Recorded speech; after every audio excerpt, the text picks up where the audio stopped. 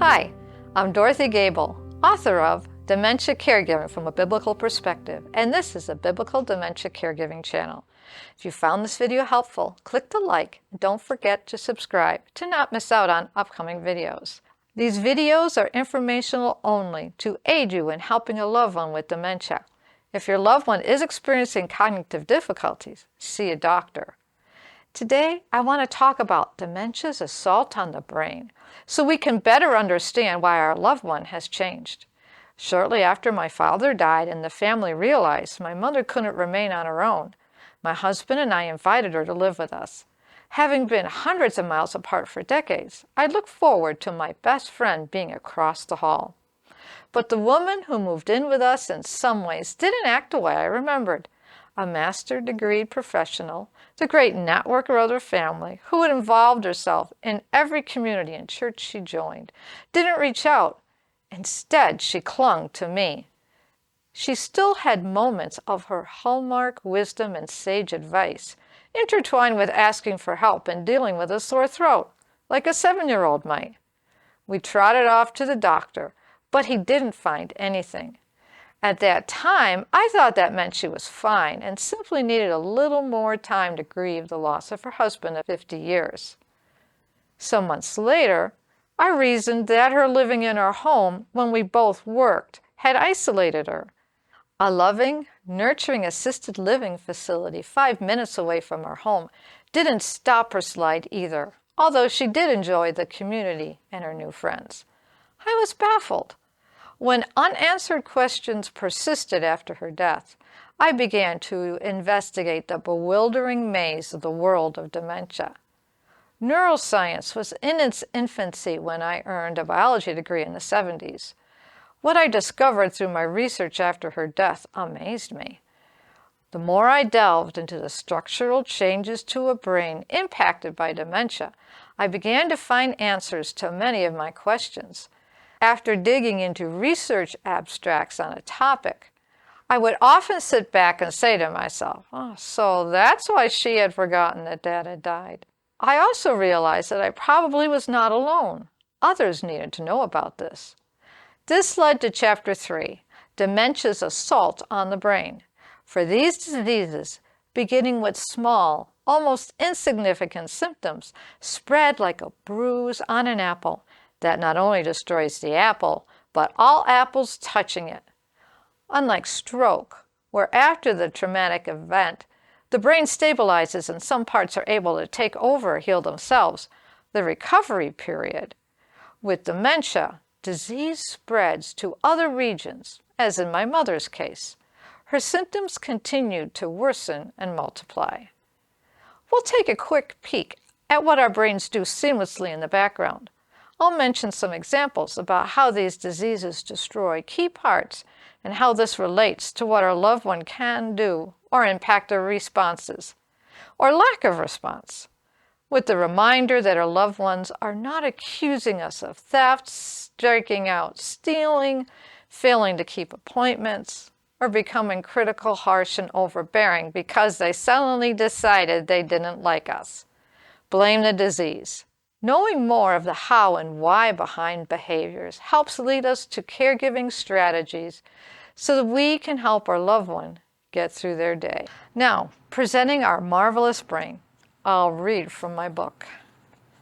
The brain is the junction where our soul and spirit interact with this world. We use our brains to feel, think, reason, and remember. With our minds, we control our bodies so we can sing, dance, draw, or accomplish a myriad of tasks. The state of a brain affects our ability to function in this physical world. While many systems in the body can work for a while without input from the brain, ultimately, a body cannot maintain life without a brain.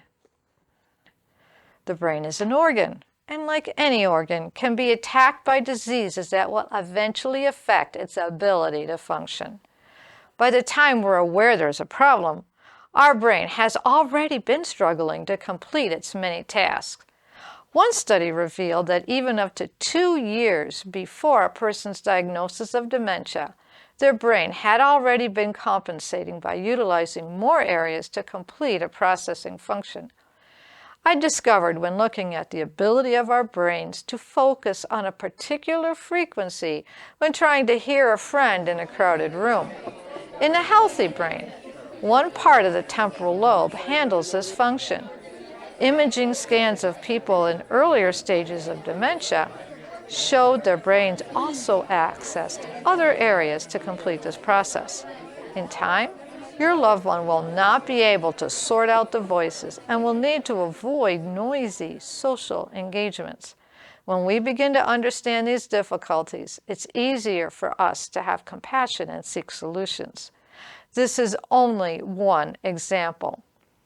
The brain, a seemingly amorphous blob of jelly, is a vast universe of billions of cells, connected network with dedicated streaming highways computing at tremendous speeds through long neuronal fibers called white matter tracts.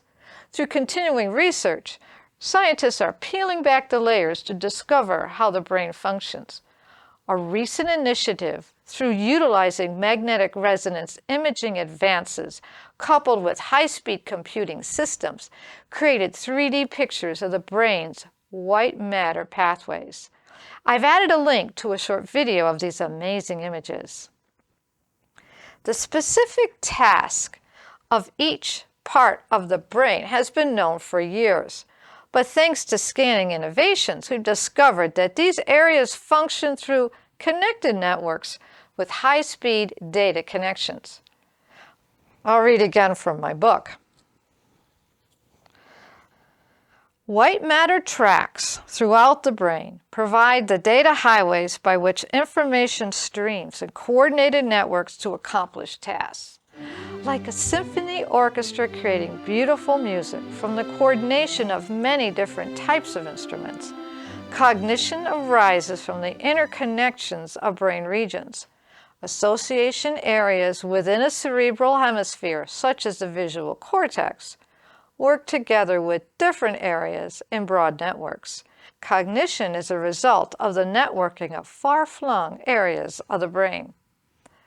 The diseases that cause dementia can impede the ability of the brain to switch from task planning to focusing on traffic, to get through the intersection, to picking up on our loved one's distress at having lost their boyfriend. We take these abilities for granted until our brains are less able to switch through these networks.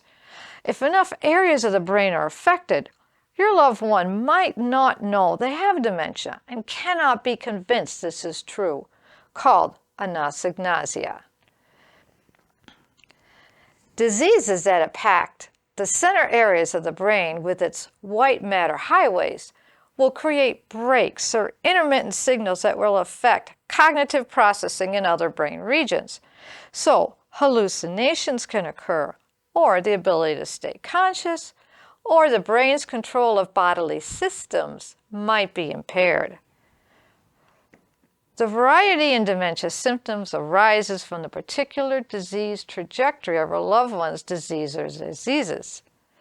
If they have a combination, as can happen, coupled with their own unique brain structure. For example, when our loved one with Alzheimer's type dementia asks us who we are after a good visit, our first response is to think they no longer love us. After all, we've been interacting as if they know that we are their daughter or spouse or niece or granddaughter. But when our loved one can no longer access this data, but her emotional intelligence remains, telling her we are important to her, she wants to know. While I didn't understand this at the time, often at the end of a visit, Mom would ask if she had married, if she'd had children. I would smile, hug her, and say, "Yes, Mom, you married, had 4 daughters, I'm your daughter, and you were a wonderful mother." With relief in her eyes, she would nod her head and say, "I thought so." The give and take of love continued even with dementia.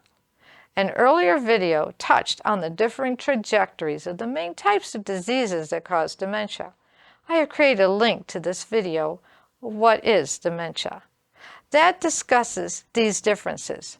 Some start with memory problems, Others will impact social behavior or our body's ability to maintain stable blood pressure. The variety of diseases that produce dementia symptoms is a key reason for working with your medical team to find a diagnosis that fits your beloved one's symptoms.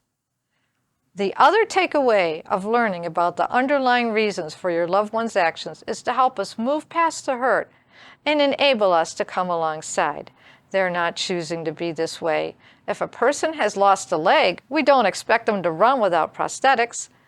We don't expect a loved one to be able to see after they have lost their vision.